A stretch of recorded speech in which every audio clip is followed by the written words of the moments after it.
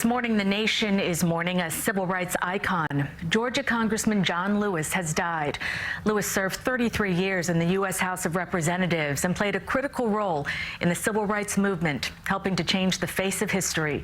CBS 2's Skylar Henry reports on his life and lasting legacy. Congressman John Lewis dedicated his life to civil rights and nonviolent activism. Your voice is your vote. Lewis was a trusted friend of Dr. Martin Luther King Jr. As one of the original Freedom Riders, he suffered severe beatings while challenging segregation laws. When the Civil Rights Act of 1964 met resistance in the South, Lewis and Hosea Williams led hundreds of black voters on a 54-mile march from Selma to Montgomery, Alabama. When we were marching across that bridge, just simple saying people wanted to register to vote, wanted to participate in the democratic process. The marchers got as far as the foot of the Edmund Pettus Bridge. Turn around and disperse. And they came toward us, beating us with nightsticks, using tear gas and trampling us with horses.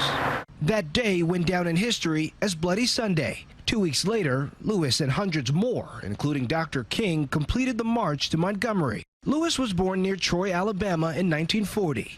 He attended American Baptist Theological Seminary and later graduated from Fisk University in Nashville with degrees in religion and philosophy. He was elected chairman of the Student Nonviolent Coordinating Committee in 1963.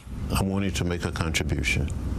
I didn't like the signs that said white only, colored only. At 23, Lewis was the youngest speaker at the March on Washington, where Dr. King delivered his I Have a Dream speech.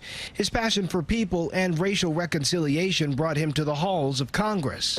I'm John Lewis, running for Congress. Lewis won Georgia's 5th District congressional seat in 1986. Yes, I'm proud to be a liberal Democrat. I stand with the people. He received numerous awards throughout his life, including the Presidential Medal of Freedom. Congressman Lewis and President Barack Obama led thousands across the Edmund Pettus Bridge to commemorate the 50th anniversary of Bloody Sunday in 2015. But he clashed with President Obama's successor, boycotting President Donald Trump's inauguration. And on the 50th anniversary of Martin Luther King Jr.'s assassination, Lewis asked Americans to step up. When you see something that is not right, something that is not fair, something that is not just, you have a moral obligation to say something, to do something. A principle he lived by, earning his reputation as the conscience of the U.S. Congress. Skylar Henry, CBS News, Washington. Congressman Lewis's family released a statement saying in part, he was honored and respected as the conscience of the U.S. Congress and an icon of American history. But we knew him as a loving father and brother. He dedicated his entire life to nonviolent activism and was an outspoken advocate in the struggle for equal justice in America. He will be deeply missed.